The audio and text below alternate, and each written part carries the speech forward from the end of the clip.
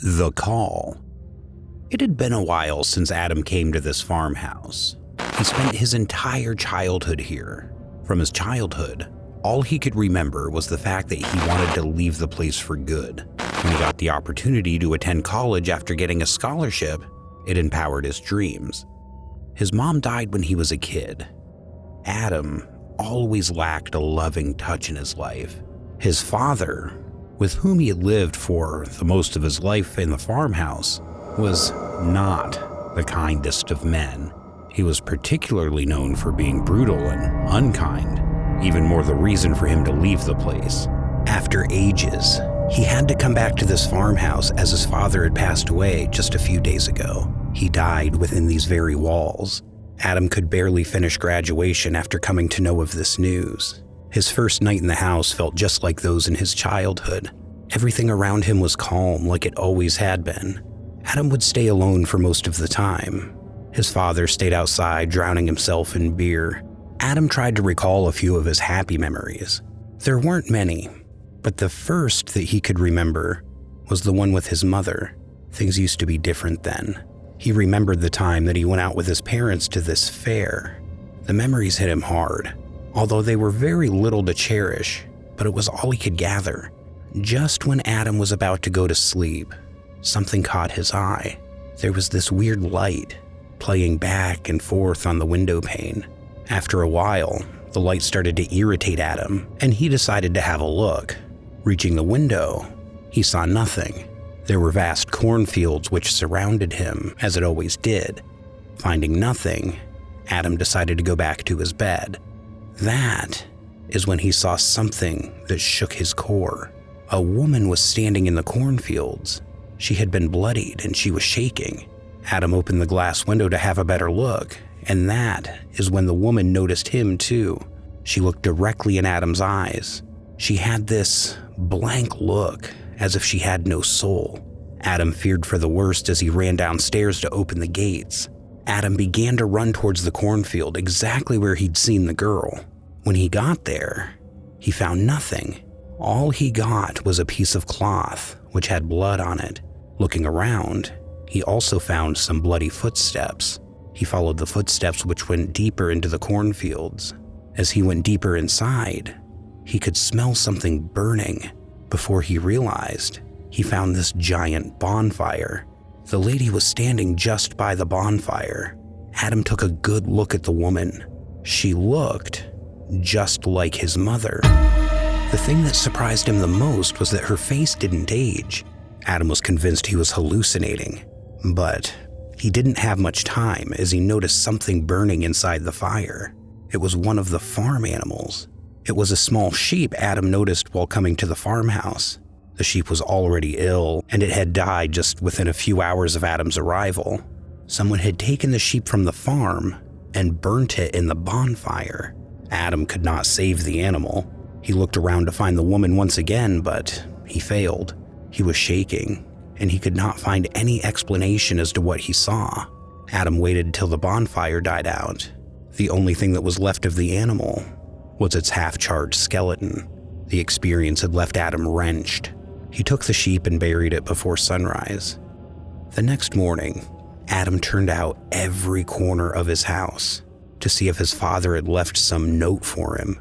He found this little diary where he kept notes of his day. For the most of it, the diary was empty. The entries began about a year ago. I have sinned a lot in life. What I have left now is what I deserve. You could have spared me this misery, wrote his father. Adam couldn't fathom as to whom his father was writing about. After turning a few pages, he found the next entry. Why is it that you don't age and I do? Adam's heart stopped beating after he read the lines. Could it be? He thought to himself.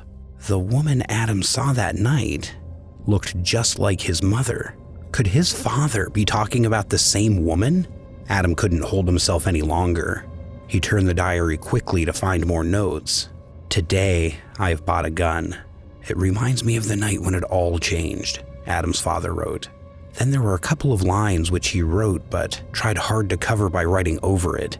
First, Adam read the words which his father wrote over the lines he tried to hide. That night, I came home and drunk. I'd lost everything in a gamble. I came in with a temper and wished to kill myself, but you were there for me. I felt like I failed my family.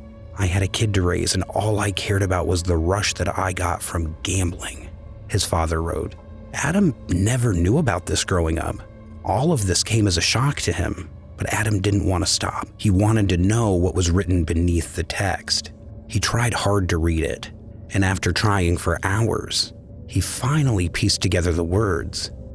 "That night, I came in drunk. I'd lost everything in a gamble. I had this bad temper on me. When I came in, you asked me what happened. I told you and you were shocked. You told me that I was irresponsible, and you were right. But at that moment, something took over me. I could not control my rage, and I took my gun to shoot you. After realizing what I had done, I burned you. Now, you have come back for revenge. Maybe this is how it should all end. Maybe you're right to want it that way. I won't keep you waiting for long." Adam was convinced that the spirit of his mother had come back to haunt them. She wanted to take revenge for what her husband had done to her. Before Adam could think any longer, he heard someone walking upstairs. No one was supposed to be at the house in that hour. Adam went upstairs with a baseball bat in his hand. The sound was coming from his father's room. As he reached upstairs, Adam could hear things being thrown to the floor. The sound came from the same room. Adam was just about to touch the door lock to open his father's room, and that is when the sound stopped. The lock turned by itself, and the door opened, and there she was, standing in front of Adam in her old attire. Adam was emotional to see her after such a long time. However, as he walked closer to her, the woman began to change. Her body twisted and turned like no human could.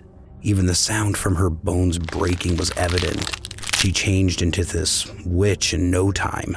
She had 3 bullet wounds in her chest, and her skin was burned. Adam was scared and he tried to leave the place. That's when the doors locked all by themselves. Finding no other way to escape, he turned back. There was a huge wooden chest in his father's room. The witch had already made its way to that. As she chanted something, the chest opened by itself. The witch stepped back seeing this, all the while moving in an awkward way, given that her bones were all dislocated. The chest kept opening by itself. From it, a black hand with big rotten nails peeked out. Soon, a figure rose from it. The scary thing was that its eyes were poked out, and it had a blank look that could not be described. The figure had clothes on him, but most of it was rotten. On its chest were dagger marks like the ones the police had reported about his father's body. His father committed suicide. Adam knew for a fact all of this could not be his imagination. The figure that Adam was seeing in front of him crawled to the other end of the room. His jaw was completely broken as if somebody had broken it on purpose. He tried to speak, but only a growling sound came from him. That much was clear, that he was in pain. His hands had these wounds on them which could only be caused if nails were forced into them. The sight that Adam was seeing was too much for him to bear. He prayed to God to protect him, and before long, he fainted.